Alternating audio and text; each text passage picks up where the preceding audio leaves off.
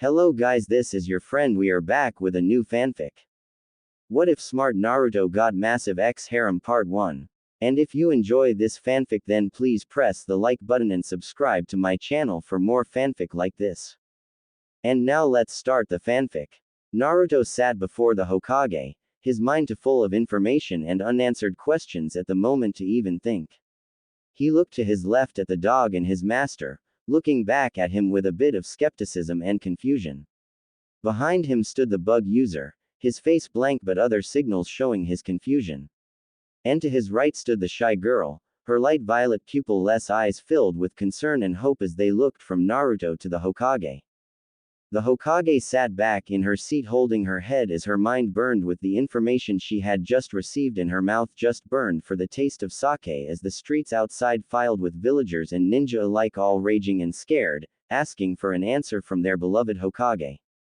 This arguably had to be one of the most confusing and hardest days of his whole career. To think this all started with a simple dream. Naruto began to stir underneath the covers of his bed, and before he knew it his eyes had opened to the world around him. However, this world wasn't the one he was oh so familiar with. This world was dark with a single light beside his head. What time is it? He thought to himself, expecting no one to answer his own thoughts, except maybe that damn fox. He turned his head to look at the clock by his bed. It read 5:34 a.m. Oh son of a, he muttered in his mind, curling up attempting to return to the land of dreams, but it was no use. Not that it would have aided him anyway. For the last few weeks he had been having very odd dreams, most of them dealing with the demon fox residing in his stomach. Why he had just woken up from a particularly odd dream where Kyuubi had, well, he didn't quite remember, but it was odd to say the least. He groaned and rolled out of bed, landing on his feet and deciding to take a small stroll to clear his mind and hopefully get back to sleep. He exited through his bedroom window and jumped down with ninja grace to the city streets, taking to a brisk walking pace to hopefully get this cleansing of his soul through with before the villagers awoke in the early morn. He sighed as he thought back to what had happened recently. He had come back to Konoha after a 2.5-year-long leave with the Arrow Sennin, Jiraiya, only to be ordered on a mission to save the Kazekage, Gaara. Needless to say, he had succeeded and returned to Konoha only to begin getting these weird bouts of pain in his stomach along with his warped dreams. He shook his head and a thought struck his head that it was a tad bit warm out that night, but he quickly dismissed it. Konoha could have some weird weather now and again, couldn't it? He looked around and noted something else odd. The buildings seemed to have grown since yesterday, but he decided to chalk it up to him being so tired. It was 5:30 in the fricking morning, he was damn entitled to some hallucinations. He felt as if the gods hated him now because, even at 5:30 in the morning, he heard the door to a shop open and people began to walk out. He groaned to himself as he saw them out of the corner of his eye stare at him, but for some reason he didn't feel hate from this stare. Well, not as much. But this stare held surprise, and even more so great and terrible fear. Suddenly the villagers took off in a brisk run, leaving Naruto even more confused. He shook his head and decided to think about more pleasant things, hopefully ridding him of this damned insomnia and allowing him a moment's peace in the process. His mind turned to who he had seen again on his return to Konoha. He had seen Konohamaru and his core once again, but more so he had seen Sakura again in what had seemed like ages. It was a reunion that only could be between a brother and sister. Then Kakashi came up and they had to have an almost full Team 7 reunion. Hell, they had even double teamed on Kakashi and beat him on the Bell's test thanks to Naruto's perverted knowledge. He found more of his friends hadn't changed much in the time he had been gone. In fact, they say he had changed the second most. He smiled and shook his head at his latest encounter. Team 8 had been a blast to see again. Shino was his same cold and collected self with almost silence, but Kiba and Akamaru. Akamaru apparently had the world's biggest growth spurt because he had changed from the dog that was forever perched upon Kiba's head to the dog who now carried Kiba on his back like he was a feather. He had to smile in spite of himself at when he had seen Hinata. She plain stuttered to no end with that red blush of hers, then fainted in front of him. He was still confused as to why, but it certainly made an entertaining scene. His neck muscles seemed to twitch a bit when he thought of the deep red blush on her, but he once again chalked it up to being up so early. He sighed, comparing his friends to when he first saw them to how they looked and acted now, but that train of thought ended early when he made it to his apartment, completely missing the screams of the early morning villagers while he was lost in thought. Naruto yawned and jumped in through his window again, only to find the time had become 6:30. Wow, a whole hour. I must have lost track of time. Might as well go train, seeing as how I'm not getting back to sleep anytime soon. He thought before he realized he had to use the bathroom first. He yawned, causing his jaw to crack a bit. He rolled his neck and entered the bathroom to use the facilities. That's when he noticed the sink was a little too tall for him. Seriously, who the hell is screwing with my mind? Kakashi or someone must be putting on some sort of genjutsu just to piss me off this morning. He sighed and raised his hands to make a seal to release the jutsu, but no matter how many times he tried, the sink still stayed too tall for him to reach. Oh damn it, he thought as he jumped and put his hands on the sink. What the hell? I jumped but my feet are still on the ground, what is going? He thought, but stopped short as he looked in the mirror. Now he was correct. He hadn't left the ground when he jumped, nor had the sink suddenly grown shorter. He looked into the mirror with wide blue eyes, and the only thing that stared back at him was the face of a fox, its golden fur shining even with minuscule light of the waning light bulb, and its three golden tails swishing in the shadows behind him. Naruto moved his head right, and so did the fox. He moved his hand to wave in front of his face, and the fox did the same thing, waving a paw much like Naruto had. Naruto looked at his hands only to see padded fox's paws on the ends of his golden furred wrists. Naruto did the only thing he could think of. He took in a deep breath, and screamed until the world around him spun and he fell into unconsciousness. Naruto opened his eyes in a snap and recognized his surroundings in an instant. You damn fox! Naruto yelled to the darkness of his mind as he stormed along the corridor to Kyuubi's cage. What the hell did you do to me? Naruto ranted as he closed in on the cage, only to show one thing: the gates were open, and it looked like nothing was inside. Naruto on instinct fell back into his fight-or-flight reflexes. His muscles tensed, his eyes darted all around, his fur stood on end, and his heart began to speed. Kyuubi, get out here and face me like the demon you are. Naruto growled to the darkness, only to get nothing but the silence of the hall as a reply. Kid, came a sudden voice from all around his being. Naruto jumped to attention and spun, looking for any signs of life, but all that existed in this plane was himself in the darkness. Kyuubi. Naruto called, his voice full of confusion. Where the hell are you?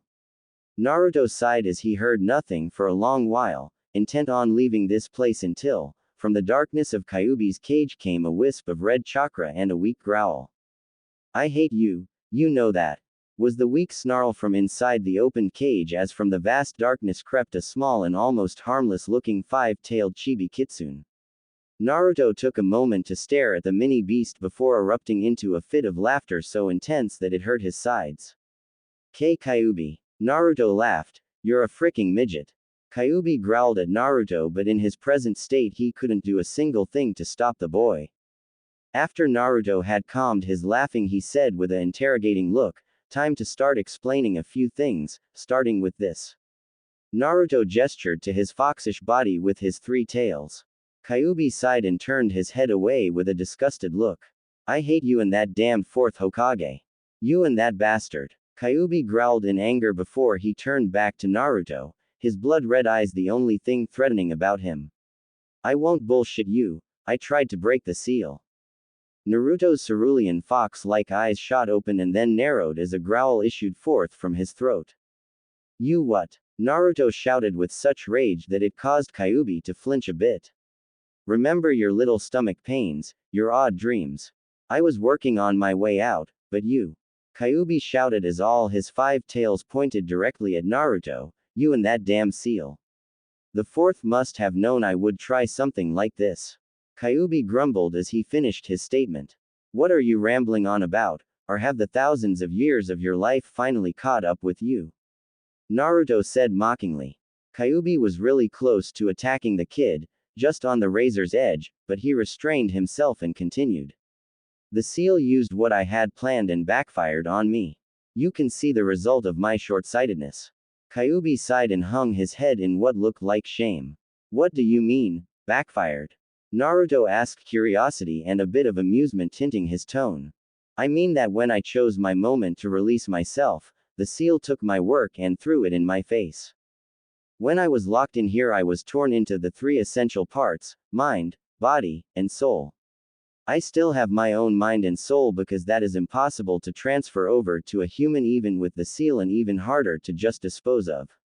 But my body. Kyuubi paused for a second, looking at Naruto in all his golden glory. My body apparently has been transferred to you, along with all of its chakra and powers. I can now safely say, congratulations, you lucky fricking bastard. Naruto was dumbstruck for a moment until he said, even though my brain is a bit fried at what you just told me, 1. How the hell are you still here? 2. Why haven't you tried to escape or take over? And 3. If you're the nine-tailed fox and I have your body, why do I only have 3, and why do you only have 5? Kyuubi sighed and said in an eerily sedated tone, 1. This is my mind and soul projected to you due to the seal, enough said. 2. If I were to escape, I would only be a mind and soul with no body, hence I would be technically dead, and it would be utterly impossible for me to attempt to take over of your body without my own power. Finally 3. What makes any being? It is a strict balance between body, soul, and mind. You only have the power of a three-tailed fox, ergo that is what you are given.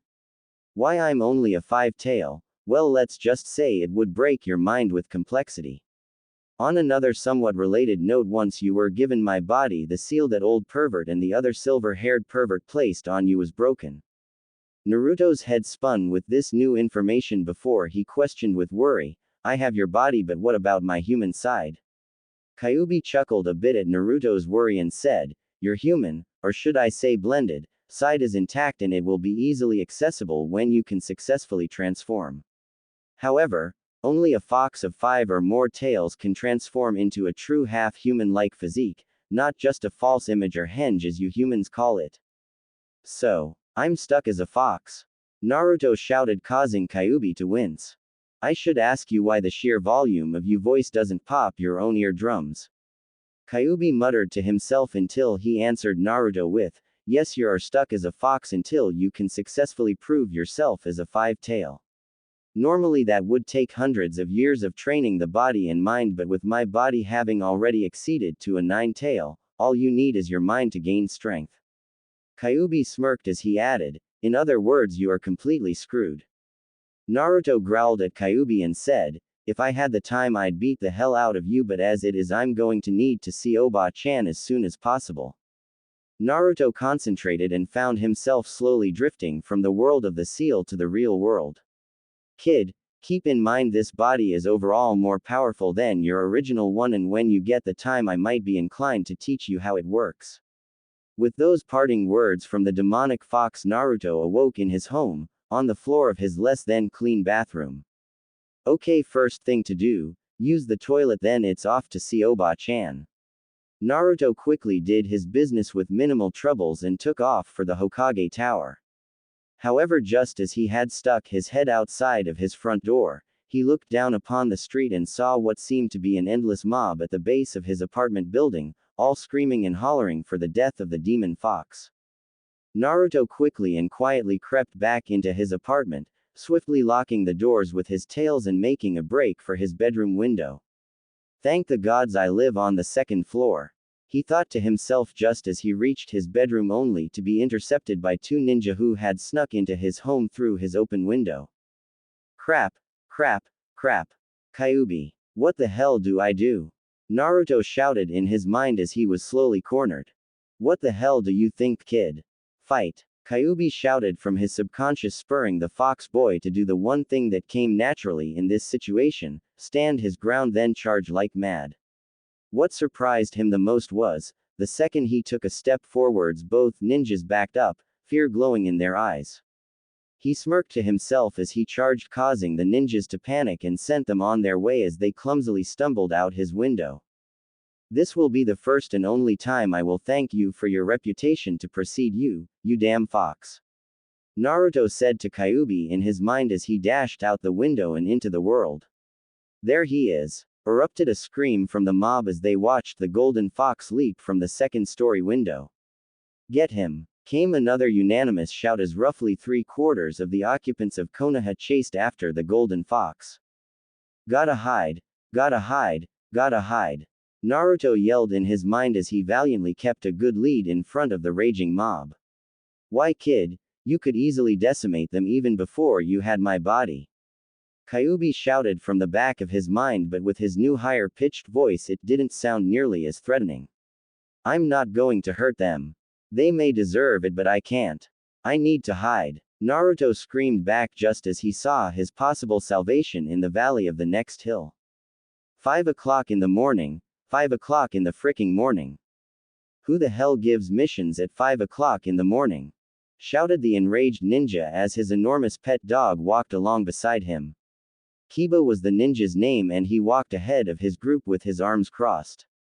Kiba-kun. Came a timid voice from the female of the team, her pale violet eyes fixed to the ground a few paces ahead of her steps. It was a last minute mission to the Hokage-sama. We had to take it. She stuttered lightly, hoping to get her teammate calmed down. Well, at least as calm as he usually is. Ever hear the expression, let sleeping dogs lie? He groaned as he looked at his other teammate. Shino, what time do you have? He asked as the silent boy replied with a curt, 7 o'clock, great, we wasted 2 hours on that dumb mission, I'm outta here, what the hell is that? Kiba was cut short as, in the blink of an eye, a golden flash ran right past them, then out of sight as a massive mob chased after the golden streak. All three blinked confused, but Kiba was the only one to say something. What the hell? Come on, let's go see what's up. Kiba hopped on Akamaru and began to lead the way, followed quickly by the insect user Shino, but the female of the group made no indication of moving. Noticing this, Kiba asked, Hinata, what's the matter? We gotta hurry if we want to see what they were after. Hinata merely looked down and blinked a few times before completely registering what she was seeing. Around her ankles was a shaking ball of golden fur, its bright blue eyes watching the mob intently as they left, chasing nothing. Kiba then noticed the ball of fuzz with a bit of confusion. Hadn't they just seen this thing run by them a moment ago? Hinata, shake that thing off quick. Kiba said as he dismounted Akamaru and the pair ready to attack. Suddenly the ball of fuzz cried out with short barks and yips, the feeling behind them being pure desperation. Hinata blinked confused and the bug wielder Shino waited, his bugs at the ready just in case the thing dared to attack. Kiba and Akamaru sat wide-eyed as the creature spoke its tail, and when it finished with a few short yips it slowly disengaged itself from Hinata's legs and looked up at her, hope in its azure eyes. Kiba sighed and looked at Akamaru, who looked back to his master, and with a few short barks Kiba nodded. Gather the fox, we have to get to the Hokage. Kiba and Akamaru began walking, followed by Shino. Hinata blinked, then looked down to the fox who, in his quick sprint from the murderous mob, had used up a great deal of energy and was having a hard time walking. She smiled slightly and picked the golden fox up, its size and weight not too much of a problem for her ninja training. I'm not sure what's going on, but let's go, Kitsune-kun, she said quietly as she followed her teammates in the direction of the Hokage Tower, avoiding any and all mobs along the way. Hey, we're here to see the Hokage. Kiba said to the intern at the desk of ninja relations to the Hokage. Do you have an appointment? Asked the intern, her voice clearly uninterested in whatever was happening with these three ninja and two canines for them to so urgently need to see the Hokage. Well, no, but, Kiba began, but the intern cut in saying, sorry, no appointment, no seeing the Hokage.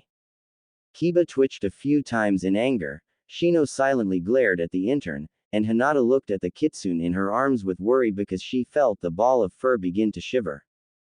Kiba was about to begin shouting, but suddenly the kitsune in Hinata's arms decided enough was enough and he broke free of Hinata's grasp, making a mad dash for the door.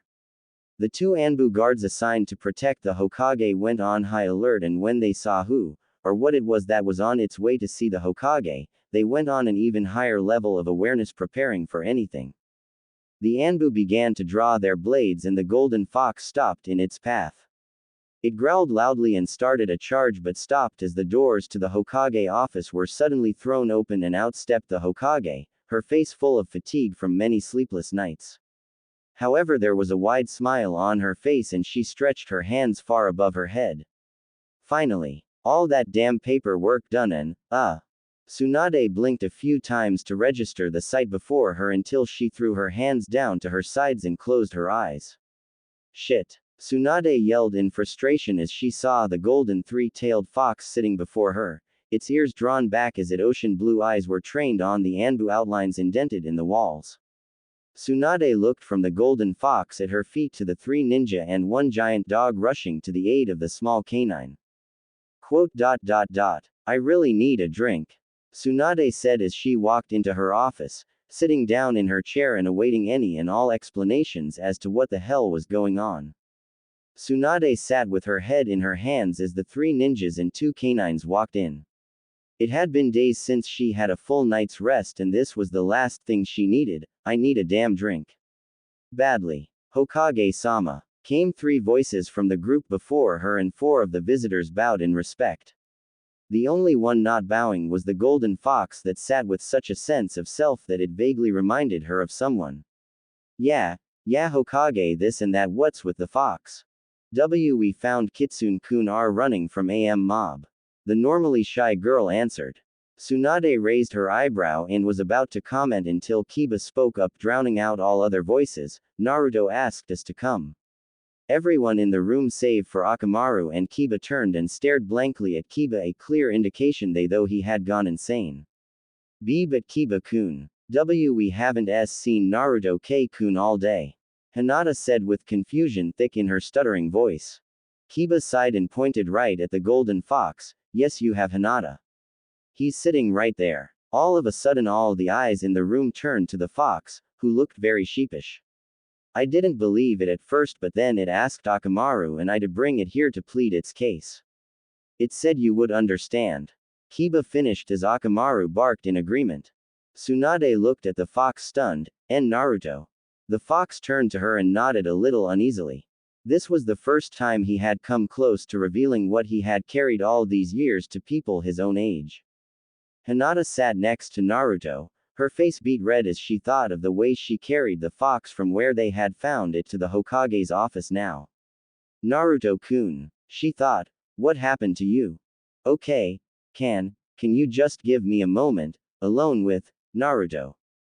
Tsunade said and everyone began to move, but suddenly Naruto began to bark and yip and Kiba nodded, staying back along with Akamaru. When Shino and Hinata had left, Akamaru closed the doors and Kiba relayed the message to Tsunade. He said that he can't talk or transform yet, he needs me to speak for him. Kiba announced as Tsunade nodded before turning to Naruto. Naruto, you know that if this is you are going to have to tell them about your tenant. Tsunade said with a deathly serious tone as her eyes closed in sympathy for the young fox boy. Naruto hung his golden head and looked at Kiba and Akamaru from the corner of his eye. He yipped a few things that Kiba translated into, he wants to ask if it can be Akamaru and myself that know what is going on first. To gauge a reaction. Hokage-sama, I don't know what is going on, but I get this feeling like this is very big. Tsunade sighed and nodded to Naruto. He looked at Kiba and Akamaru briefly before yipping a few things. He's asking if you'll tell us. What is going on, Hokage-sama? Kiba said as Naruto huddled himself further into his chair as if in fear of what was to come next. Ignoring Kiba's question, Tsunade looked to Naruto and said, No, I can't, Naruto, you have to tell him yourself or not at all. Naruto raised his tear-soaked eyes from his mass of golden fur and looked from Tsunade's compassionate face to Kiba's confused gaze and realized that there was no easy way out of this one. Naruto slowly let out a short series of yips that translated to, Kiba, do you know what happened 15 years ago when the Kyuubi attacked Konoha?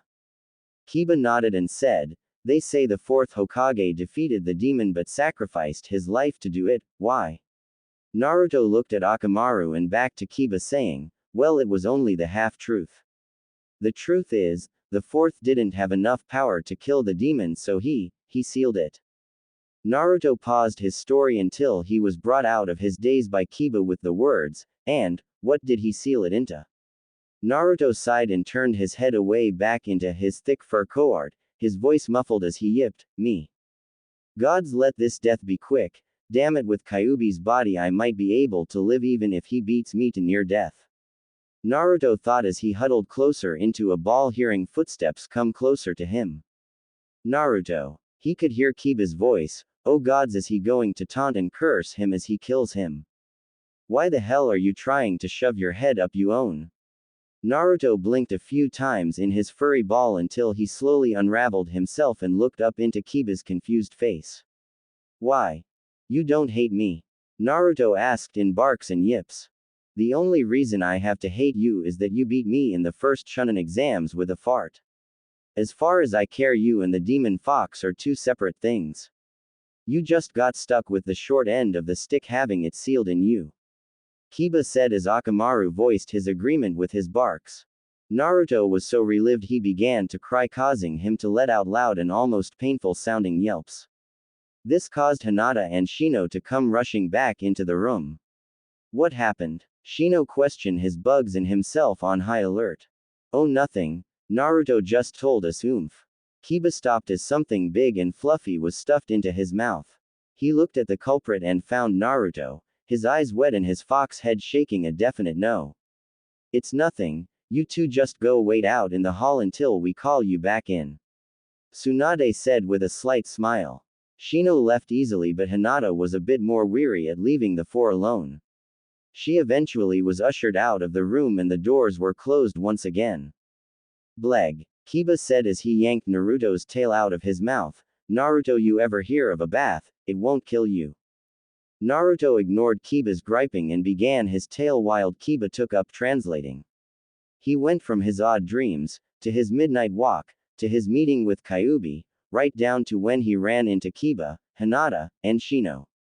By the end of the story, Tsunade, Kiba, even Akamaru were all wide-eyed and a bit confused. "So, is Kyuubi dead?" Kiba asked in confusion. "Technically, but as long as he's inside me he can be considered living," Naruto responded, which Kiba relayed to the Hokage. "Can Kyuubi ever escape?" Tsunade asked, somewhat afraid. "Only if I let him, and even then I have to have molded him a body of chakra which I can take back any second," Naruto yipped, sending the message through Kiba. "What about you? Will you ever be semi-human again, or is this permanent? New powers, anything cool? Come on, throw us a bone here," Kiba said, tapping his foot on the ground impatiently. Naruto twitched a bit and said with a series of long and slow yips, "I already said, when I get my fifth tail I will be free to move between my human and blended side anytime I want. As far as powers go," Kyuubi said, "this is a much stronger body than my last one, but it might take some time to get used to. If he wants to live he kind of has to give me lessons on it, so I'll be back to my normal self in no time." Kiba said this message as carefully as Naruto did, but the second Tsunade heard it she flipped. "No, I can't let you take lessons from a demon. What if he tries to kill you?" Naruto stood up and yipped even louder than Tsunade's yells, "Look, he can't take me over. He's only a mind and soul with no power behind him. He can't take over even if he tries, and if he does I can break the seal and poof, he's dead forever."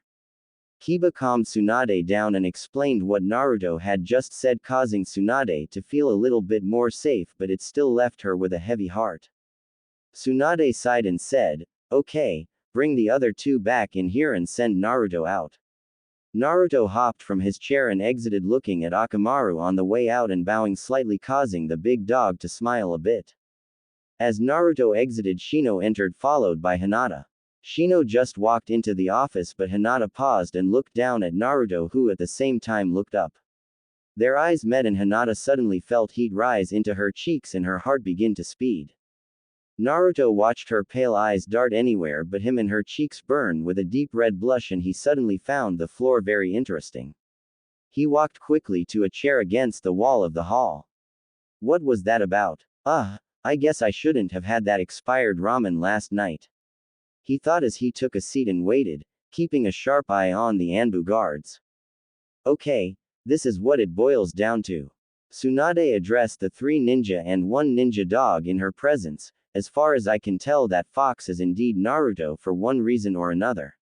Tsunade glared to Kiba, silently telling him to keep his big mouth shut. Kiba obeyed and Tsunade continued, however, Naruto won't be able to live like a normal human until we find some way to change him back, so it leaves me at this. At this point Tsunade looked around the room and said with a sigh, "One of you 3 is taking the fox home." "I'll do it," came a stuttering voice from one of the 3. All eyes turned on the blushing Hinata and she elaborated, I don't mind and no one would think to find Naruto K-kun at the Hyuga C compound. Tsunade couldn't help but smile to herself. She knew the young heiress had what could easily be the world's biggest crush on what could easily be the world's thickest skulled person. She was a sucker for romantic stories, but when it came down to business there wasn't any room for it. "I'm sorry Hinata, but we can't. For one, your father would have a fit if he found out what or rather who was his daughter's new pet. 2, you can't understand what Naruto is saying, yipping. So I'm left with one option." Tsunade sighed and prepared for the firestorm that was destined to be the response. "The only one here qualified to take care of Naruto is Kiba." Quote. What? Why me? Came a shout from Hokage Tower so loud that the very faces of the past Hokages trembled on their stone mountain. "Because I said so, damn it," sounded a bellow completely dwarfing the previous scream. Kiba stood in front of the Hokage, his blood boiling and his eyes glaring death to the respected leader. "Hokage-sama, you honestly can't expect me to take that idiot home with me.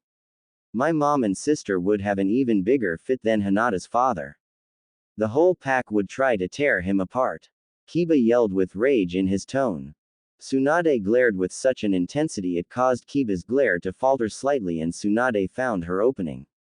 "You can understand Naruto and so can the rest of your family. I doubt your sister and your mother combined could do something the scale of Hiyashi. Your pack of nin dogs will just have to deal with it, besides Akamaru isn't whining now, is he?" Tsunade said with a confident smirk. Kiba looked back to his companion to find that he indeed had no problem with the situation, in fact he seemed to be smiling. But, just give him to Hinata. She even volunteered. Kiba yelled with a twitch in his eye. Hinata blushed deeply remembering what she had said. "Hell, give the damn fox to Shino. Just not me." Kiba finished taking deep breaths to get oxygen back into his lungs. Tsunade was about to defend her position, but suddenly the doors swung open and a golden fox strutted in, growling and yipping up a storm. "See, even he's agreeing. He'd gladly go with Hinata rather than me," Kiba said, translating the yipping into human language. Hinata turned an even darker red and had to begin mentally calming herself down lest she faint like she did when she had seen Naruto again after his 2.5-year leave. Tsunade twitched angrily a few times and was on the edge of using her demonic strength until a large and angry buzzing noise drowned everything out except its own tremendous vibrations. Everyone quieted and turned toward the source, Shino. Shino stood, his bugs out in a swarm and making as much angry noise as possible. In a flash they had receded back into Shino and all was quiet once more. "Stop arguing like little children and get to a resolution," Shino said with such anger in his normally silenced voice that all involved in the argument slightly hung their heads, some more than others. "Hokage-sama, it's very well known that you're a gambling person, so let's say that the responsibilities of Naruto fall on a simple game of Jankenpo," Shino offered, and suddenly Naruto produced the best grin a kitsune can.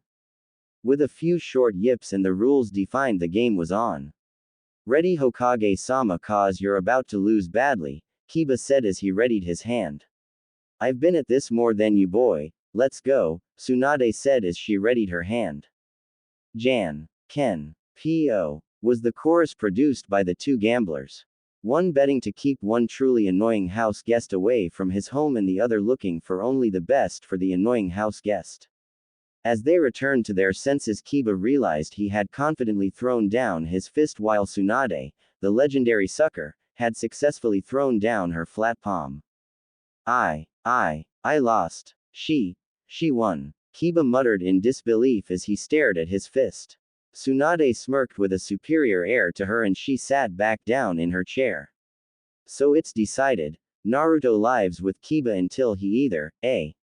resumes his a human-like form or B. talks in normal human language. Tsunade smirked as she watched three ninja walk out of her office leaving Naruto and Kiba. I lost. Kiba whispered to himself. Naruto simply growled and followed the group out, yipping some things that would have earned him a good solid punch had Kiba translated them. She won. Kiba said, shaking slightly and staring at his hand. Tsunade rolled her eyes and said, Kiba, get over it. You have a fox in your house now, wrap your mind around that rather than your loss. Kiba turned and began his way out, his mind still stuck on the fact that he had lost. Suddenly the four that had left came rushing back in and hastily slammed the doors closed. Hokage-sama, we have a problem, Shino said as bugs flowed out of him to hold the massive doors closed. Tsunade blinked and stood, walking from her chair to the balcony. She swiftly opened the latch on the glass doors and opened them wide, being greeted by the loud yells of the townsfolk. Kill the fox! Kill the fox! Kill the fox! Was the unanimous earth-shaking chant as the mob swarmed the base of Hokage Tower. Tsunade stared momentarily at the group, then turned back into her office, striding up to her chair and plopping down with her head in her hands. Oh damn it, she muttered as the group before her sat waiting for her commands. By now Kiba has snapped out of his stupor and heard the chants and calls for Naruto's demise. You aren't actually going to give in to them, are you? Kiba asked, resembling a Naruto-level question. Tsunade glanced at Kiba with a raised eyebrow before turning her attention to the whole group. Okay, this is what is going to have to happen. Kill the fox. Kill the fox. The fox is dead, chanted the furious mob as they began to claw their way into Hokage Tower. That was until the Hokage herself stepped out on the balcony. Look, it's the Hokage! Rang a shout from the crowd, and in an instant the people stopped their charging of the Hokage Tower in favor of pleading their case to the Hokage. We can't let him live, was one excuse. He'll trick us and kill us all. You have to kill him, Hokage-sama, was one that nearly made Tsunade snap. With a brief head gesture, the Anbu rose from their observational posts and took to crowd control, ordering everyone to be silent so the Hokage could say her piece. Once silence reigned supreme, Tsunade began with mixed emotions. As you well know, when I took office I swore on my life that I would protect Konoha with my life if necessary, and that I would take the life of anything that threatened the people here. At this came a rousing cheer until it was silenced by the Anbu. Once it was quiet, Tsunade continued. Earlier this morning 3 ninjas, a ninja dog, and a golden fox entered my office pleading protection for the kitsune. This caused many of the crowd to boo in disgust, but they were silenced, and Tsunade continued. I allowed the fox to tell me its story, and I find. Tsunade paused, watching as the crowd hung on the edge of their seats in anticipation, most likely for the announcement of the death of the golden kitsune. I find the fox has done nothing that warrants its death, and it is hereby granted protection by the office of Hokage, Tsunade said, ignoring the boos and hisses of the crowd along with the occasional, how could you do this? I hereby decree that if anyone is found hitting, threatening, or in any way harassing or harming said fox, they will be dealt with by Anbu members. This is my word, and it stands as final. Tsunade then turned and headed into her office as the screaming and yelling behind her grew to a fevered pitch with their disappointment of the Hokage. Tsunade sat in her chair, reaching under her table and letting her fingertips graze over the bottle of emergency sake she kept at all times, with the thought that the second the group left it would be drained without so much as a blink. Everyone was tense as they sat in the Hokage's office, all of them on guard just in case the mob attempted to break the Anbu line holding them away from Hokage Tower. Sure, they would stop a few of them, but if everyone attacked in force, they couldn't be accountable for what might happen. Luckily, the mob was slowly dispersed with the help of the Anbu and a few choice Junin. When all was said and done, the group of 5 sat outside of Hokage Tower, all waiting to take their different paths home after such a horrific morning. As they said their parting words, the sun had just barely began its journey across the sky. Kiba sighed and said, I'm going home and crashing for the night, day. Hokage-sama said we had a few days off just for this morning, right? Yes, I must get home and tend to my insect collection. Good day, Shino said before walking off into the city. I have tea to go too. Father is going to be furious, Hinata said quietly as she shuffled her feet a bit. Yeah, I'm just going to love explaining to mom and sis why we have a golden fox for a new pack member, especially since it's Naruto. I swear I'm going to be killed, Kiba said as he turned with a wave and began walking with Akamaru by his side. Later Hinata. That just left Naruto looking up at Hinata with his ocean blue emotional eyes. Hinata looked down at Naruto and as she did a faint blush grew on her cheeks but she was able to hold it at bay long enough to bow and say, I'll see you later Naruto K-kun. She then looked at Naruto with her pearl-like eyes and a light smile on her lips. Naruto looked into the girl's pale eyes and her cutely blushing face and suddenly felt as if the fur on his face caught fire. He quickly shook it off and resolved to get a good night's sleep.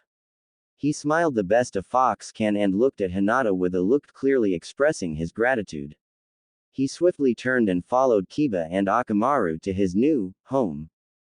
Hinata smiled and walked home with a slight skip in her step. She wasn't sure but she was a little more than certain that behind the look of thankfulness in his eyes, there rested something more. Kiba looked to his side to see Naruto walking beside him, his fox body giving a light bounce every second step he took. He rolled his eyes and muttered to himself, you better be worth the damn trouble, Hinata would kill me if something were to happen to you. Mom, sis, I'm home, along with a trailing rat. Kiba muttered the last part as he entered his home followed by Akamaru and Naruto with a slight scowl on his fox lips. Kiba, you missed breakfast where were? At this point Kiba's mom had entered the scene and upon seeing the golden fox with her son and his dog she was greatly confused. What is that? Kiba brushed his hand through his hair and said, this is Naruto mom. Kiba's mom stood in shock for a few minutes until her dog companion Kuromaru walked in with a yawn. Upon seeing the golden fox and his partner's reaction to it he said, what's with the gawking Soom? It's just a fox, we in the pack see them all day. This fox is Naruto. Soom said, the hair on the back of her neck standing on end. Kuromaru suddenly went on guard with adrenaline pumping in his veins and growled menacingly at Naruto. Leave this home if you wish to live runt, Kuromaru growled but Naruto having faced much worse just rolled his eyes. In a series of yips and barks he said, oh how I wish I could but there are a few things stopping me. At this Kiba began his explanation at what had happened, how he had found out about Naruto's demon and, as much as it pained him, how they were expected to keep Naruto in their home. No matter how much she hated it, no matter how much it irked him, both Soom and Kiba had to accept Naruto in their home. After a brief showing around the grounds Kiba and Akamaru left to get some rest, Naruto was free for the remainder of the day. Naruto took this time to try and catch up on his own rest but no matter how hard he tried, the smell of dog and the overwhelming feeling of being watched all the time made him lose his fatigue. Gods, what is there to do at this time of day? Naruto questioned no one in particular as he wandered the vast yards of the Inuzuka home. You could start by leaving and never coming back, came two voices from the darkness of the bushes. Naruto turned just in time to see two large whirlwinds of claws and fangs heading straight for him. Naruto's instincts kicked in and he swiftly jumped to the side narrowly avoiding the whirlwinds. The whirlwinds proceeded to die down and stop entirely revealing two ferocious-looking dogs, both of them having a deep almost bluish-colored fur. Naruto blinked confused and said, who the hell are you? The two blue dogs stood tall and proud and said, we are the Oromaru twins and we will drive you off these lands you demon fox. Both twins readied themselves and when they were ready they called out, Gatsuga. They began their attack with a sprint then they leapt up into the air, spinning into two devastating whirlwinds. Naruto this time just barely avoided the attacks, they were so close that his fur closest to them was singed. The whirlwinds that were the Oromaru twins ceased and they took a moment to find their bearings. They reassembled the landscape after their vicious spin and quickly came to realize, the fox had gone. Where is he? asked one twin as he looked around and took in the air, hoping to catch onto the fox's scent. This way, said the other, catching Naruto's scent and rushing towards the felling fox. Naruto hid in the deep brush surrounding the Inuzuka home in hopes of escaping those insane blue dogs. What did I ever do to them? He thought loudly. Kid, now's the time for a brief lesson on kitsunes, came Kyuubi's almost welcomed voice. Hurry up, you damn fox. Naruto thought as Kyuubi sighed and began his explanation. Kitsunes are revered the world over for their image-making abilities. A genjutsu kid, Kyuubi spoke with what one could interpret it as a smirk. Genjutsu? I don't have hands to make seals. Naruto thought loudly. Before Kyuubi could respond, Naruto felt a very foreboding presence and he leapt clear from the hedges just in time to miss the Aoromaru twins' Gatsuga attack. Can't you just leave me alone? Naruto asked in desperation as he tried to stall time for Kyuubi to explain this genjutsu. We have no mercy for demon foxes, said the twins in harmony as they began another attack. Naruto sighed and stood his ground expecting everything except what happened. From out of nowhere came another, even bigger whirlwind met the two whirlwinds head on and stopped them in their tracks. Naruto watched as the twin whirlwinds faltered and spun out of control from the power of the single larger one. They landed some ways away, both twins having their brains scrambled from spinning too long and losing control. As the single giant whirlwind came to a stop, it revealed a female dog, her fur the same brilliant white with brown splotches as Akamaru's fur. Her brown patches were over her left eye, her front legs, and the back of her tail. The only thing out of place on her was a single spot in the center of her head that was what seemed to be green in shade. She sighed then smiled at Naruto in a friendly gesture. Sorry about those two, she said with a sheepish glance to the side, they've always been trouble. Naruto sighed and plopped down on his stomach while saying, thank you, you don't know what you have just done for me. The female dog laughed in a way that only a dog could and approached Naruto, what saved your life? Naruto nodded, yeah, thanks a lot. It's no problem, my name is Midori, said the female as she walked over and greeted Naruto like every other animal, sniffing. Whoa, Naruto said as he jumped up and backed away slowly scooting on his tails to cover his rear. Oh sorry, didn't know you were so sensitive, Midori said with a slightly suggestive tone. Naruto stared blankly for a few moments before saying, anyway, my name is Naruto. Thank you for saving me. It's really no problem Naruto-kun, Midori said as she sauntered up to Naruto and rubbed against him as she passed him only to circle around and sit eerily close to him. So what are you here for? Midori questioned innocently. Naruto blinked a few times but managed to get out, I just moved in. Hokage's orders. I guess we'll be having plenty of encounters, right Naruto-kun? Midori asked as she rubbed her cheek against Naruto's. Yeah, sure. I have to go now. With that Naruto sped off faster than he ever thought possible, leaving behind a very confused Midori. True to his word, Kyuubi began to teach Naruto how to work his body and what it could really stand up to. However, Kyuubi found that teaching Naruto during the day was a great risk to the boy's health due to the almost constant challenges from the dogs of the home. Most of the time they were fended off by Midori, much to Naruto's dismay, but sometimes he had to run for his life. Kyuubi had found a way to teach Naruto that would still allow the boy to have a normal sleep schedule. Naruto would spend his days avoiding the dogs and the miscellaneous villagers who were out for his blood, and at night Kyuubi would teach him through his dreams. Kyuubi first taught Naruto a few things about kitsune illusions and how to perform them without seals. Naruto picked it up as quickly as he did everything else, and soon he found hiding in an illusion came naturally to him as expected in the body of Kyuubi. He even used the illusion to meld with a tree so well that he nearly gave Kiba a heart attack when he disappeared for a whole day. Moving on, Naruto was also told by Kyuubi to find that lazy smart and hopefully get something from him in the art of improving the mind because he could only teach so much to the boy. That is where we join Naruto, Kiba, and Akamaru on their way to find that lazy smart. How hard can it be to find Shikamaru?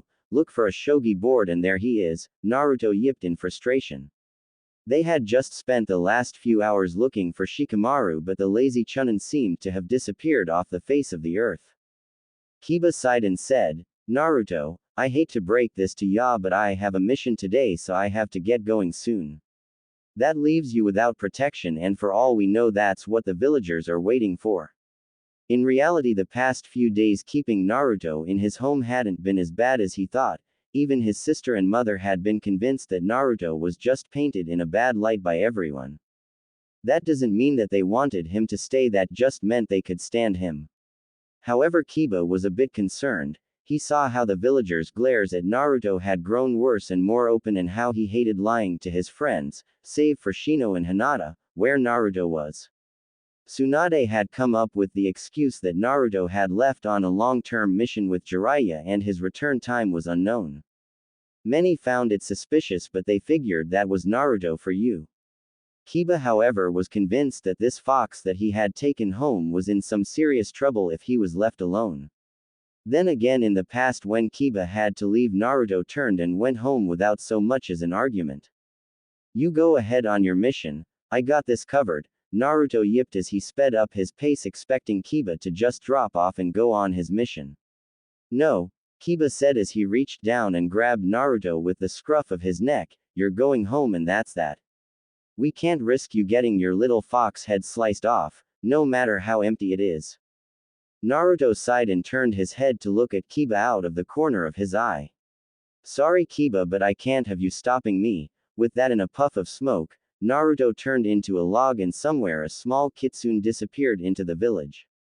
Oh shit, Kiba said to himself as he went searching for the golden fox. Naruto raced through the town square, eliciting plenty of screams of terror and death threats, but at that point he didn't care. He needed to find Shikamaru ASAP. He paused for a brief moment to check his search route when he heard something very familiar. Excuse me. Hinata. Naruto thought as he headed right for the sound of the stuttering shy girl. He hopped and ran as fast as he could toward her timid voice and welcoming arms. He smiled as he laid eyes on her exiting an herbal medicine shop, and he put himself into high gear just to get to her faster. However, unlucky for him, a hand reached down from the sky and plucked him from the ground by his tails and neck. You bastard fox, growled the burly man as he gripped Naruto's throat tighter to keep him from yipping out an emergency to Hinata or anyone around. You not only come back to kill us all, but you want to start with the Hyuga heiress. I'll put your head on a mount, growled the man as he began to squeeze harder. Naruto's breaths came in short gasps and they quickly ceased altogether when the man began to crush his windpipe. His vision was getting blurry and he was beginning to feel lightheaded. This was surely the end. Suddenly the man went limp, dropping Naruto and falling backwards in a heap. Naruto landed on the body of the man to cushion his own fall. Shaking the cobwebs from his brain and taking in deep gasps of air, he looked to his savior only to see the mont's single visible black eye engrossed in a book with a big red "No" sign on the back. Naruto, you should learn to be more careful, came the mont's smooth voice as his eye crinkled up, the only indication he was smiling under that mask of his. Naruto grinned up at the one and only Hatake Kakashi. Now I know you can't talk, so I'll say what I have to and be on my way. Got a road of life to get lost on, Kakashi said as he began with what happened after Naruto had disappeared. Apparently Sakura had taken it a bit hard, but like with everything in life, she could deal with it. Jiraiya had been confused that his seal was broken, but figured if the kid had the fox demon by the balls, the situation was under control. Kakashi had been worried himself for Naruto's welfare, but dealt with it like he always had. Read his Ika Ika paradise while giggling to himself. Okay, now that you're caught up, the Hyuga girl just got down the street. That was who you were after, right? Kakashi said with a slightly sly tone, only causing Naruto to look away with a slight blush under his fur and grimace on his lips. Well, go improve that mind or whatever. Later, Naruto. With those final words, Kakashi had disappeared in a puff of smoke, leaving Naruto to chase after Hinata. After some searching and leaping past screaming people, Naruto successfully made it to Hinata, who responded to his presence by blushing and stuttering out a good morning. Naruto responded in his now usual way, looking at her with a foxish smile, thinking why when she smiled at him it made him feel weird, then filing it away with eating something expired. Good morning N Naruto-kun. What or why you doing in the village tea today? Hinata asked politely as Naruto thought. How to tell her I'm looking for Shikamaru? Naruto thought until he came up with an idea. He used one of his 3 tails and quickly drew the word, troublesome, in the loose dirt of the ground. Hinata was confused for a few moments until it rung a few bells in her head. Oh, Shikamaru, she asked, and Naruto nodded with a relieved smile. I'll help Naruto-kun, Hinata said, amazingly getting through one sentence without a stutter. Hinata walked alongside Naruto as they searched the town for Shikamaru, but it didn't help that Hinata had her mind on other things. She kept thinking that she would rather have Naruto. He must hate it in that house, with all the dogs trying to bite his head off. She thought, he'd be treated at least a little better at the Hyuga compound. I even have the perfect collar for him. After some thought on Naruto's half, he led her from the crowded streets of Konoha to the foothills that resided near the training areas of the village. Now where is he? Naruto thought, if he's anywhere he has to be around here. As if on cue, Naruto spotted a dark spot on the horizon walking toward them. This shadowed person walked in the same lazy and bored way that let Naruto pick him out of a crowd of 3 million. Shikamaru. Naruto thought as he headed for the lazy ninja, leaving Hinata to catch up. Shikamaru looked up to see a golden fox and the Hyuga heiress heading his way, and his only thought was, how troublesome. Naruto pranced up to Shikamaru and began yipping his head off, forgetting that no one could understand him. Shikamaru stared at the fox with a completely unreadable look on his face. Naruto, will you please shut up? Shikamaru said, which caused both Naruto and Hinata to freeze. Yeah, I know it's you for 2 reasons. 1, this 200+ IQ isn't for show, and 2, Shikamaru paused as he looked up to the clouds with a bored expression. The Hokage wants me to help you, so here are some scrolls you'll want to get. After getting over the initial shock of having Shikamaru already know, Hinata took down notes of what Shikamaru said. Remember Naruto, you have to be in tune with your body, mind, and soul to achieve anything. At least that's what the theory is. Now go away. Before your troublesome interruption, I was having a very nice day, Shikamaru said, shooing the 2 away so he could look at his clouds. After getting the necessary items, Hinata walked Naruto to Kiba's house just in time to get Naruto's head thoroughly chewed off by both Kiba and Sume. After being screamed at to no end, Naruto bid farewell to Hinata and took his scrolls to his and Kiba's room to study. 2 weeks later, after dark, when everyone's asleep, Naruto sat in the darkened hallway of the seal with Kyuubi sitting directly in front of him, their eyes locked on each other and not moving. Kyuubi smirked and raised his 3rd tail, taking a small shogi piece and moving it just right. Your move, kid. Naruto stared at the board with what would seem to others as a blank look, but by now Kyuubi knew it was a look of planning. The boy had improved over the 2 weeks he had been training in his mind. To be truthful, he had never expected the boy to catch on so quick, but then again he should have expected it, since the boy did master the Rasengan in an unholy amount of time. It also helped that the boy had a sort of motivation from a certain person who visited whenever she wasn't on a mission. Naruto had resolved to himself, in what he thought was private, that he would gain 5 tails just so he could walk around with her in public without drawing too much attention. Kyuubi found it admirable in some aspects and dumb in others, but he thought as long as the kid got his tails, that's all that mattered. Kyuubi figured even if this kid only got 5 tails, no one was going to be able to stop him. Just think if he got 9. Naruto slowly raised his tail and made a quick move. When that had happened, Kyuubi knew the game was his. Oh well, the boy tried. Kyuubi made his move, but at the last second saw something he had not expected. Naruto had just lured Kyuubi into a trap. Naruto grinned and began carrying out his plan. Kyuubi smirked. Yeah, this kid's a miracle. Kid, do you remember the last lesson from your scroll of Zen? Kyuubi asked as he made a move to stop the boy's assault. Yes, Kyuubi-sensei. It was, the whole moon and the entire sky are reflected in one dewdrop on the grass, Naruto said, moving his piece to run interception. Kyuubi glowed a bit at the thought of him being a teacher but digressed and moved his piece, spelling the end for the boy. And the meaning was? Kyuubi asked with a confident smirk. Naruto tilted his head to the side and moved his overlooked piece, completely toppling Kyuubi's offense and assuring him the game. Something with such incredible insignificance often holds the greatest value, Naruto said with a smile as Kyuubi stared at the shogi board in disbelief. All because of one piece he had lost the game. Kyuubi took a few moments, but then he softly began to chuckle. This chuckling grew in his throat, and in moments he was letting out a loud hearty laugh. "Ah kid, you're on your way," Kyuubi said as he calmed his laughter. "Thank you Kyuubi-sensei, can you teach me some jutsu now?" Naruto asked, eager to learn jutsu from the Eon's old demon.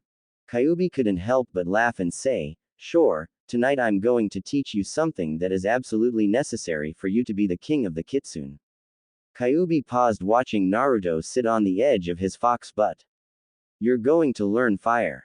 On the very edge of Konoha stood two figures, their dark cloaks hiding them from prying eyes as they walked along the city walls looking for their way in. They both wore wide-brimmed hats and large black cloaks with red clouds embroidered on them.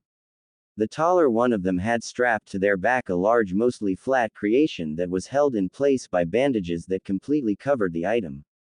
The shorter of the two kept his hands deep in his pockets, but if one were to see his hands they would be fidgeting, and they were right to do so.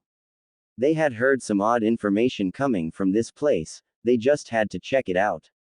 "Itachi, you sure that story's true? I mean, the kid can't just turn into the fox, right?"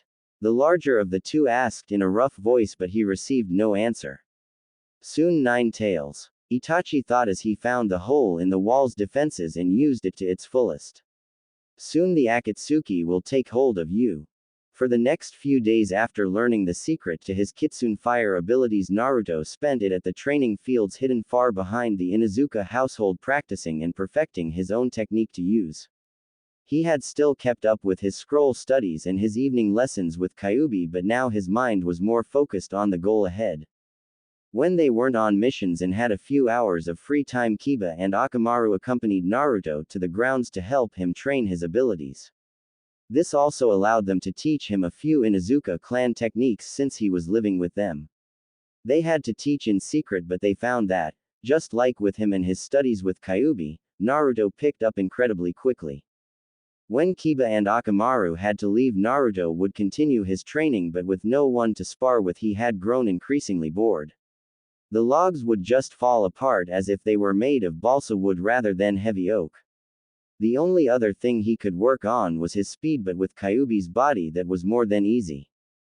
On the 5th day of his self-induced training, Naruto took some time off to rest.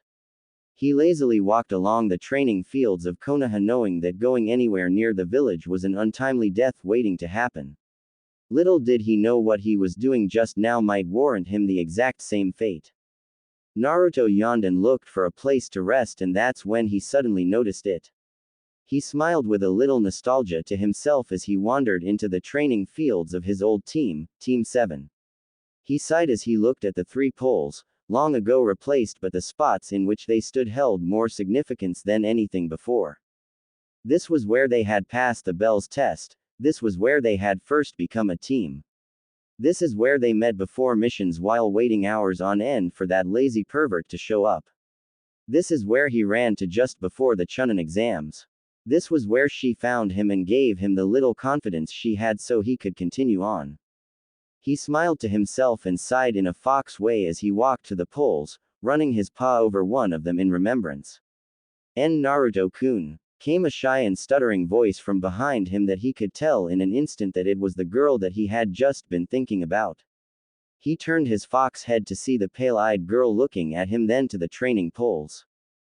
Naruto scooted a few inches over and patted the ground next to him with one of his tails as an invitation for Hinata to sit, which she obviously accepted. She walked over and quietly sat next to him as he looked up to her with a questioning gaze. She caught his gaze and began quietly, I was just. She took a side glance at Naruto, who was in rapt attention to her, which caused her to blush, but she gulped down her nervousness and continued with, The clan has been upset with me ever since I lost to my sister. Sometimes I can't handle their stares so I come here to think. Naruto saw the deep look of sadness in her pale eyes and did what came to his instinct. He wrapped his tails around her in a comforting embrace. Hinata's eyes immediately switched from sadness to pure shock, so much so that she nearly fainted but held her head together, slowly getting used to Naruto's warm tails wrapped around her. She could smell his scent perforating from the furry appendages. It smelled like the deep forest with a hint of ramen. She sighed with a serene look on her face and began to pet Naruto's tails absent-mindedly, sending the fox boy deeper into the state of comfort that he had entered the moment he surrounded Hinata with his tails. Naruto with his enhanced nose could pick up Hinata's scent easily, and to him it smelled wonderful. It was a light scent of lilacs with a small hint of something he couldn't quite place, but nonetheless it led him into an incredibly relaxed state. Ah, how sweet, Fox Demon and his girl sharing a moment. So sorry to break it up, but the fox is coming with us, came a gruff voice that broke both Naruto and Hinata from their dazes. They reluctantly broke apart and stood up in a flash, facing the last two people Naruto wanted to see right now. The two that faced them now were none other than Uchiha Itachi and Hoshigaki Kisame of the Akatsuki. Naruto growled loudly as he locked eyes with infamous Sharingan of Itachi, but at this moment Itachi found it a waste of his energy to use any jutsu, so he motioned for Kisame. Kisame looked down at Itachi, who muttered only one thing: "He's all yours." At this, Kisame grinned with demonic intent and drew his blade, Samahata, into the fray. "Hear that, kid? It's you against me." Kisame paused as he took a few practice swings with his blade. "Try to make this interesting, okay?" Hinata was in shock at what was happening. Here were two S-ranked criminals after her Naruto. She couldn't let this drop. No way in hell. No matter how shy she was, there is a point where she'll get defensive. However, before she could leap into action with her Byakugan and Juken style, Naruto's tail encircled her waist and gently pushed her away, silently telling her to run. She looked down at Naruto, who made a simple head gesture to leave, then sprung into battle, leaving her torn between running and staying to help. Kisame laughed and said, "Ah, this is going to be fun after all.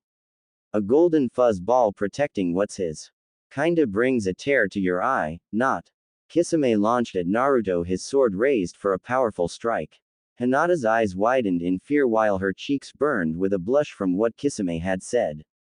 Kisame brought his blade down on where Naruto should have been, only to see the ground beneath his blade but no bloody fox. Where is that demon? Kisame wondered out loud as he pulled his sword from the ground, causing the bandages that were attached to the blade to rip, revealing the blade in all its gory glory. Hinata gasped as Kisame's sword was ripped from its bandages and it showed its true nature, but that was nothing compared to what was darting from the forest to Kisame's back. Kisame smirked and raised his sword to block the claw attack Naruto attempted from his back. "Nice try, Fox, but I'm stronger," Kisame said as he held his sword against Naruto's claws. Naruto growled angrily, and with a powerful blast Kisame's sword was thrown far away, the remaining bandages on it ablaze with dark red flames. Kisame backed up a few paces in surprise, allowing Naruto to find an opening. He darted faster than the wind and shoulder tackled Kisame in the stomach, letting off another blast of his fox flames at just the right moment to send Kisame skidding backwards along the ground, most of his Akatsuki cloak burned to a crisp. Kisame stumbled back a bit, then turned to the side, narrowly avoiding another tackle explosion by Naruto. Kisame grabbed the scruff of Naruto's neck midair and spun him quickly, sending him flying across the ground. Naruto skidded to a stop, then turned to face the shark man with killing intent in his fox-like cerulean eyes. Kisame held still for a few moments, the shadows of the day casting their darkness over his face. He raised his head to reveal a sick smile on his shark-like face and a murderous glint in his eyes. He let loose a haunting laugh and screamed to the heavens, "Finally! A challenge!" He grabbed the remaining pieces of his cloak and threw his arms out from his sides, revealing the sleeveless flak armor he wore under his cloak. With a sick laugh he clasped his hands together in preparation.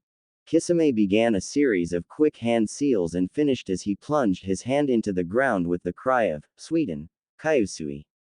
Suddenly the earth began to tremble and Kisame removed his hand from the hole he had created only to reveal a gushing geyser of clear water.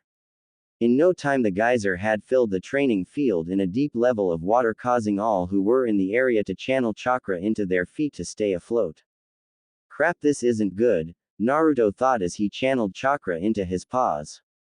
Ya think, kid. This body is fire-based, so in other words, water equals bad. Kyuubi screamed in Naruto's mind, completely missing the hand seals Kisame had created. Sweden. Suiryudan no jutsu. Kisame called as a massive dragon made of water rose from his summoned water supply. Naruto's eyes burst open and he began taking defensive measures to avoid the massive dragon now chasing him. Kisame smirked and made a new set of hand seals, screaming out, Sweden, Sukiodan no jutsu. This only increased the problems for Naruto, as while he was running from the massive dragon of water, powerful blasts of water began to cut him off. Shit. Naruto thought as he dodged the blasts and the dragon with great effort and difficulty. Itachi noted Naruto's speed and concluded, the water blasts and dragon weren't going to be able to catch Naruto, so he devised a plan nothing short of a cliché evil genius. Kisame, Itachi said with an evil glint in his eyes. What is it, Itachi? I'm busy. Kisame said, keeping track of Naruto and timing his water blasts appropriately. Water prison, Itachi said as he disappeared in a puff of smoke. Kisame grinned, forming the necessary hand seals and gathering the water. Hinata hid behind the training logs the best she could so it was possible for her to see the fight and hide at the same time. In a flash her ninja reflexes kicked in and she went for a Juken back-handed tenketsu shot. However, her hand was caught by the wrist mid-air with a mocking scoff. To think you're the heiress of the great Hyuga clan, said a mocking voice as she turned her head to face Itachi's blood-red gaze. Kisame, shouted a voice as through the air a small body was thrown into the battle zone. Kisame grinned his shark-like grin and raised his water prison to accept the hostage. The girl flowed into the water prison easily, then the prison closed up, leaving the girl a captive of Kisame's powers. Hey fox, shouted Kisame with a mocking laugh, look what I caught on the fly.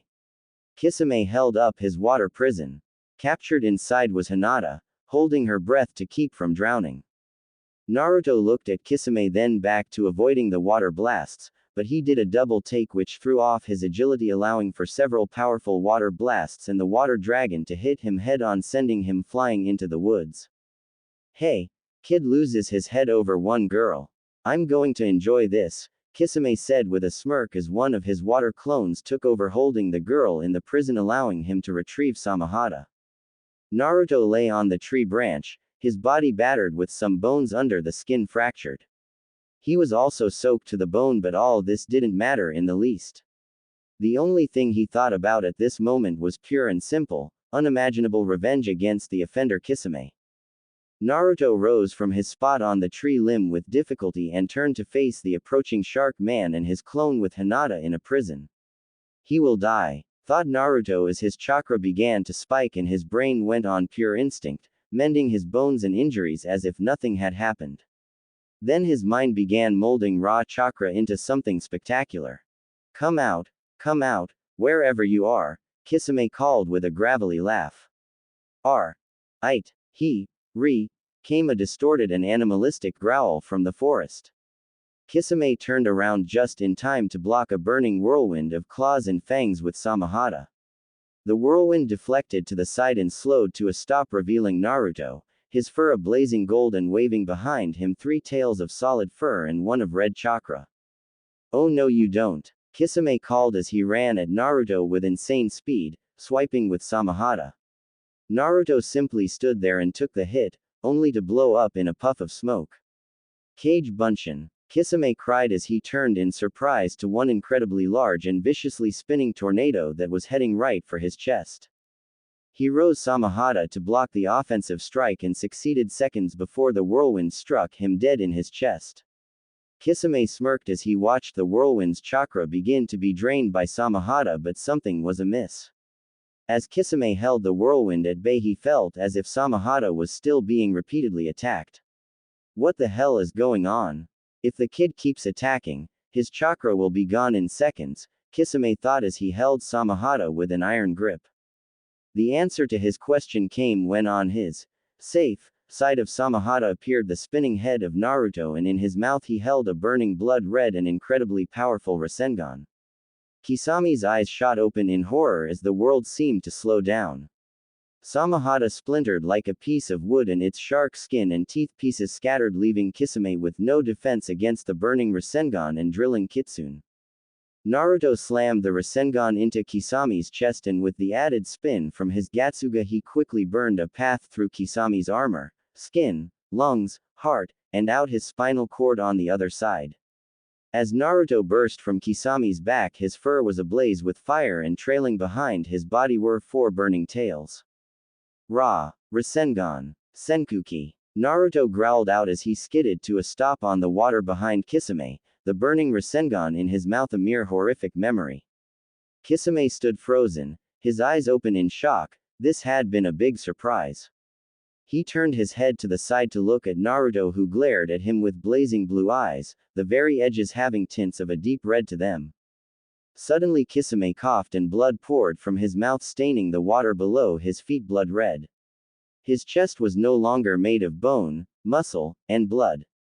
It was a hollow shell with a foot-wide tapered radius hole in its center, the edges burned into cauterization.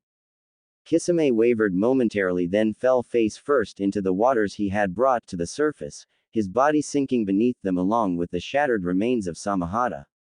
In an instant the Kisame clone fell victim to its master's death and turned into a puddle of water, leaving the water prison unguarded, and hence Hinata was free to fall. Fortunately for her, a large muscular and furry object easily caught her on its now much larger back. Hinata lay against the warm fur and the comforting presence while she felt the world around her blurred due to the speed of their movement. She realized that she was snuggled tightly into the golden fur of Naruto as he carried her from the battle. Wait. He's carrying me, thought Hinata as she looked at the transformed Naruto. His body had easily doubled, maybe even tripled in size, his fur had gotten a little longer and more wild, and he had gained another tail. However, before she could finish her train of thought, she was grabbed by the collar of her jacket, then taken away from his comforting warmth by this evil chill holding her. Naruto, Itachi called as he held Hinata in mid-air by the back of her jacket. Naruto stopped in the middle of the bloody water and turned, his growl resonating deep in his chest. Let her go. Naruto growled out in his new animalistic voice. Itachi grinned and said, I see you've ascended to a 4-tail, a very important stage in Kitsune growth. I'm sorry to do this, but after seeing you kill Kisame so ruthlessly, I find I should take the same liberty with this Hyuga. It's only fair. Then I'll take care of you. Naruto was pissed, that's true, but the second he saw the look in Hinata's eyes he was at a complete loss.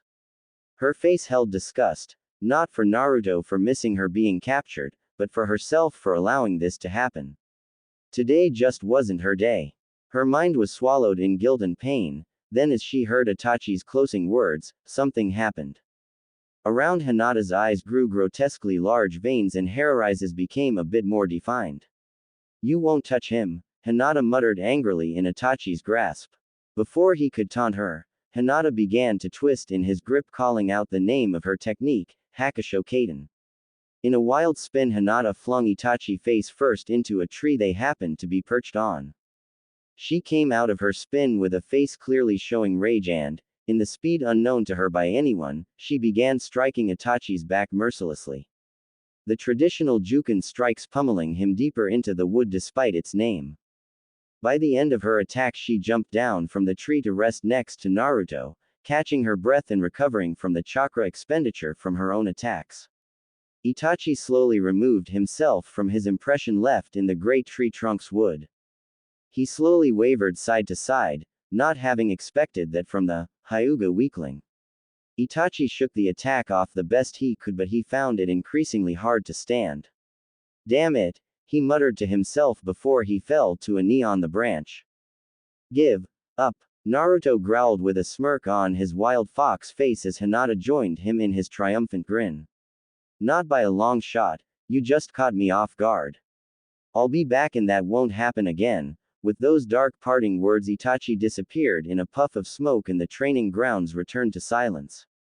The training grounds suddenly began to shrink and both Naruto and Hinata looked down in confusion. They watched with relief as the water that had been bloodied by Kisami's death slowly began to recede back into the earth.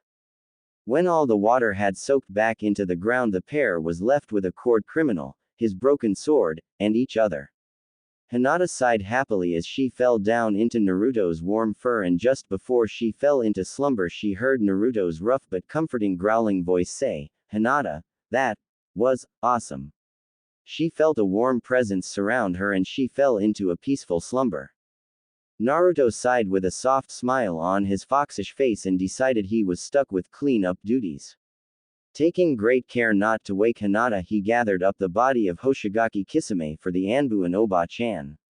He also discovered the shattered Samahata and took it in his mouth.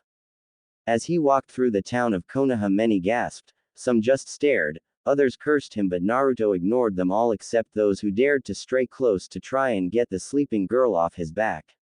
With a growling and animalistic, "Go away," they would flee like cowards.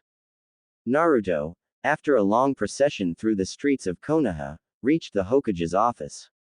Completely ignoring the intern, he waltzed into the Hokage's office, dragging the body of Kisame behind him and carrying the sword Samahata in his mouth.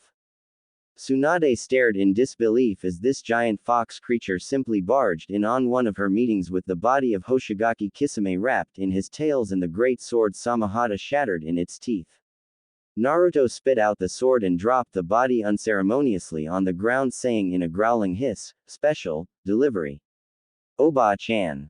"En Naruto," Tsunade said, causing the fox to face a shocked Tsunade, a stone-faced Hyuga Hiashi, and a surprised Shizune. Did you kill him?" Tsunade asked while she stared wide-eyed at the body on the floor. Naruto nodded and, after seeing Hiashi, he slowly shifted his tails, revealing the body of Hinata under their fur. Hiashi noticed this and in an instant he was standing and glaring at Naruto. "Let her go, you demon fox," Hiashi said as he took a few steps toward Naruto. Naruto simply glared back and covered Hinata up again with his tails. "Not weak," spoke Naruto as he began backing away from Hiashi.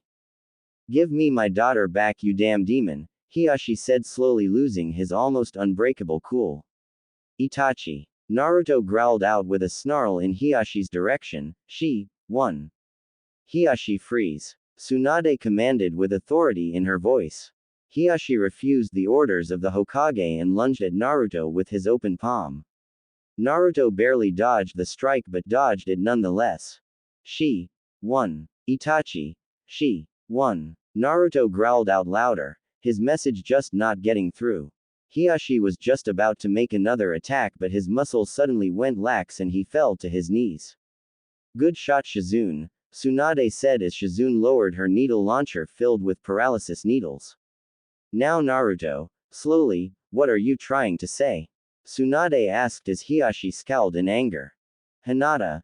Not weak. She beat Itachi." Naruto growled out with such volumes it rattled the Hokage's windows.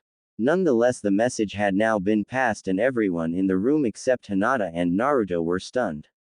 "You must be joking," Hiashi said in almost disbelief. Naruto shook his head and said with great difficulty, "She Kaden. Then Juken." He ran. "What about you, Naruto?" Tsunade asked with concern. "How did you kill Kisame?" Naruto grinned a bit and said, "Nu jutsu.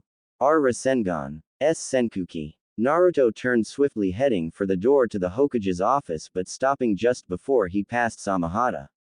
He bent down and plucked the biggest tooth from the shattered pieces and held it in his mouth as he walked out. "Naruto, where are you going?" Tsunade questioned as he reached the doors of the Hokage's office. "Let go of my daughter." Hiashi roared, the paralysis being slowly ebbed away by his struggles. "Take Hinata home," Naruto grumbled as he disappeared in a golden blur. Tsunade smiled to herself, maybe those romance stories really do have a place in the field. He had better not try anything, Hiyashi growled as he slowly and clumsily got to his feet. I highly doubt he would. No matter what you think of him, Hiyashi, he really is a good boy. Just a little stupid at times, Tsunade said with a smile on her lips. As long as he comes nowhere near my daughter or my home again, I couldn't care less, Hiyashi said, brushing off his clothes and getting ready to chase down a certain fox for his daughter back. Oh, I think there might be a problem there, Hiyashi, Tsunade said with a smirk, seeing as he's staying at your mansion from now on. Naruto happily bounded rooftop to rooftop, his body seeming almost weightless even with the addition of Hinata on his back. This is great, Naruto thought in excitement, I feel more powerful than ever. That's 'cause you're kid, came the response from Kyuubi deep in his subconscious. You've probably noticed the changes already, new tail and bigger body, but the kicker to this body is that it also determines what you'll be in the future. This is your training body for your life, so to speak, kid, Kyuubi said confidently. What do you mean, training body? Naruto asked in complete confusion. Kyuubi sighed and said, this body is the body on the cusp of your halfway mark.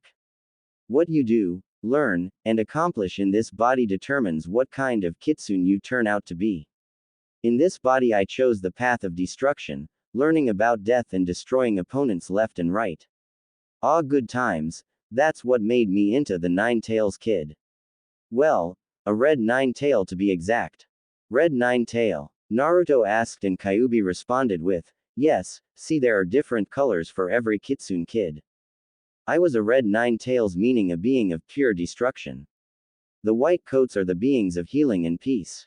The silvers are masters of creation and elements. There are a few more, but I wasn't too keen on learning about them, so I left those subjects alone. As far as I know, only red coats can become full nine-tails, seeing as every silver, white, or any other coat died before they became more than 7 tails. In reality, Kyuubi knew completely about the other kinds of kitsunes and what they were capable of. There was another path he knew of besides his own that assured at least 7 tails. However, that path was something even he found dark and devastating, the path of a void kitsune. He had a good idea at what path Naruto was heading down, and that path was one that many feared to tread. It held the greatest challenges but also the greatest potential. Kyuubi sighed to himself mentally as he cut communications with Naruto. He's on his way down a really long and painful path. Naruto easily bounded over a crowd of screaming villagers without giving it so much as a flick of his ear. However, when the girl on his back gave the slightest shuffle, he paused briefly to check and make sure she was as comfortable as can be. When he saw her curled up in his tails and fur, he couldn't help but smile, then turn his head away quickly, feeling the fire on his face fur begin again. Ah, what the hell? I haven't eaten anything expired in weeks, what is wrong with me? Naruto questioned himself only to hear snickering in the back of his mind. What the hell are you snickering at, you demon fox? Questioned Naruto to his resident, only getting a curt, nothing, in response. What did you just say? Hiyashi growled out as he slowly turned to face the Hokage, her face holding a smirk rather than the fearful gaze he was used to. I said, Naruto will be staying with you from this point on until he can resume human form, Tsunade said, leaning back in her chair. I only placed Naruto in the Inuzuka household for the simple reason that they can understand his barks and yips. However, now that he has proved that he can talk, the offer your daughter extended the first time they had brought Naruto to me has been graciously accepted, Tsunade finished with a challenging grin directed toward Hiyashi. You can't be serious. I will not take that demon into my home, Hiyashi said, his glare enough to make a demon wet its pants. I am, you will, end of story, Tsunade said, clearly not fazed by Hiyashi's glare. How do you expect me to house that thing? Hiyashi exploded at Tsunade. Tsunade calmly rose from her chair, her fist clenched tightly with her arm shaking. You and the rest of this damn village, I swear, Tsunade muttered before she calmed her hand and walked around the desk to face Hiyashi. That boy is not a thing, he is closest this village has to another 4th Hokage. Tsunade said right in Hiyashi's face, I never knew one with the Byakugan could be so blind. He may have the body of a demon, but if you just took the seconds to notice who he truly is and what he really does for people, you would notice that he is a hero. He actually gave your daughter the confidence to fend off Uchiha Itachi. Tsunade took a deep breath to calm herself. You and the rest of this village may think him a monster, but you know what the fourth wanted him viewed as. He wanted him to be the hero, to be respected for bearing such a painful burden, but do you people ever get it? No, and that is something I find truly sickening. Tsunade concluded her rant with a quick turn, leaving a gaping Hiashi staring at the back of her head. Hiashi remained silent for a long time until he silently bowed and left the Hokage's office with the words, "Goodbye Hokage-sama." The second Hiashi left, Tsunade plopped down in her chair and reached under her desk only to find her emergency sake missing. Oh shit, Tsunade said as she put her head in her hands. Shizune, get me a bottle of sake stat. Naruto neared the end of his journey. It wasn't that much farther. There it is. Whoa, did they renovate or something? The place looks bigger, Naruto thought as he approached the front gates of the Hyuga mansion. Naruto slowly edged his way through the front gates, careful to not let the squealing nose wake the sleeping Hinata. He was lucky, for at this very moment the Hyuga branch house was changing guard shifts and he was able to slip under their defenses easily. From that point on, it was simply a test of how well his genjutsu held up under the gaze of the Byakugan. He passed through the halls, sniffing from room to room, searching for Hinata's scent until he finally found it. The room was covered in her scent heavily and it almost caught him in its relaxing clutches, but he held steadfast with his will and resisted the temptations. He entered Hinata's room, his intention to lay the girl on her bed so she could rest after her encounter with the Akatsuki. He walked up to what he presumed to be Hinata's bed and he tried to pry her off his back with his tails. As his tails wrapped around her waist and began to pull, her hands and arms went on autopilot, wrapping around him and holding him tighter so she didn't have to leave the warm fur. Naruto attempted time and time again to pull her off his back, but only succeeded in getting her to partially roll off his back and sit on the floor with her arms around him. Oh, you have to be kidding me, Naruto thought as he kept thinking. He eventually settled on lying down to think, but it turned out to be a bad idea because when he did, Hinata lay on his side and curled up in his fur again, using his tails as her own personal blanket. Naruto blinked as he saw Hinata curl into him and felt her soft body lie against his. It felt rather nice. I could get used to this. No, wait. Bad thoughts. Must punish, thought Naruto as he used one of his free tails to hit his head. Okay, think rationally. She's using you as her bed and your tails as her blanket. Ah, it's hard to think rationally with her on me like this. Bad Naruto. Naruto continued to his head as he heard a howling laughter in the back of his mind. What made this situation even worse was the fact that at that moment Hiashi entered Hinata's room. Hiashi simply stared for a few moments, seeing her daughter have a death grip on the fox and the fox hitting its own head with a free tail. Hiashi rolled this over a few times in his head before clearing his throat. The fox suddenly stopped hitting its head and it slowly turned its eyes to the Hyuga leader. Not my fault, pleaded Naruto in a quiet voice as to not wake Hinata. Hiashi put his hand on his forehead to compose himself with what he saw, and when that was done he said with the calmest tone possible, I understand. It was Naruto's turn to stare at Hiashi in disbelief. What? Questioned Naruto, which made Hiashi groan to himself. I said I understand, besides I am probably going to have to get used to this sight, Hiashi said, muttering the last part to himself, but Naruto caught it with his fox ears. What do you mean? Naruto asked softly. Hiashi sighed and with a bit of a reluctant to admit voice said, welcome to your new temporary home. Naruto's fox face split in his typical joyous grin and bowed the best he could with only the use of his head. Thank you, Hiashi-sama.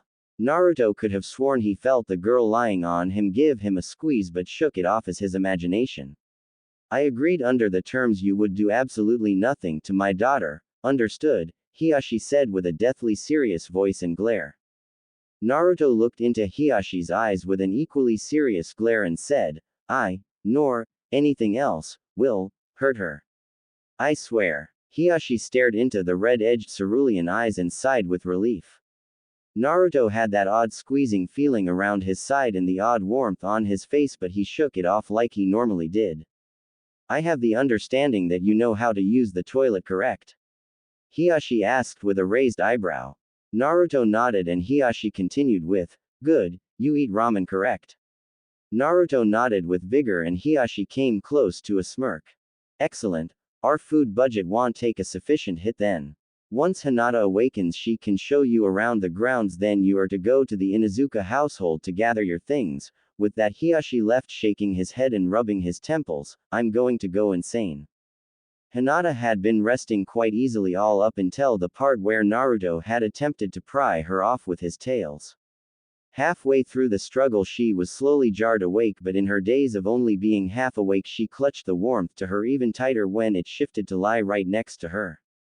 She was about to resume her slumber when she heard a soft rhythmic thumping sound that caused her to stay awake. She slowly opened her eyes and looked at her surroundings to find herself in her room, lying on Naruto-kun, while he hit his head with his tail.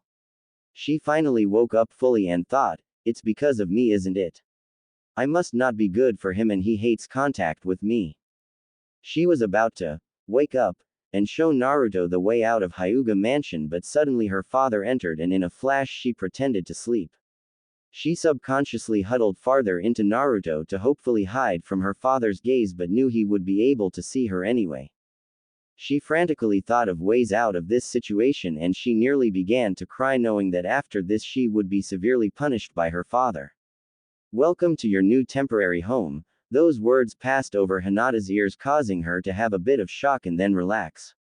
She smiled to herself and gently gave the fox she was lying on a squeeze, hoping he didn't notice. It only got better for her when she heard the proclamation of protection Naruto claimed for Hinata from anything or anyone. It made her so happy she gave Naruto another squeeze, this one knowing he felt, seeing as his body stiffened a bit but then relaxed quickly. After Hiyashi had left, Hinata decided now was as good as time as any to wake up, so she let out a big yawn and stretched. Hinata, you awake? Naruto asked, his voice getting less rough and broken, but it still held that animal edge to it. Hinata slowly opened her eyes to meet Naruto's red-edged azure orbs and nodded with a flushed face. Naruto smiled and asked, show me around. Hinata looked at Naruto in false confusion and he said with a smile, I'm here to stay. Hinata produced a shy smile and got up from Naruto, but she didn't walk for her door. Instead she approached her dresser and opened the top drawer. Naruto was confused by her actions and did the only thing that came naturally to him, he followed her. After rummaging through the various items she had stored in there, she quickly pulled out a small normal-looking flat box. She turned with a smile on her blushing face and gave the box to Naruto, stuttering out, here N Naruto-kun. Naruto raised a fox eyebrow and accepted the package with one of his 4 tails. Holding it in place with one tail, he wrapped another tail over the cover and swiftly pulled it off.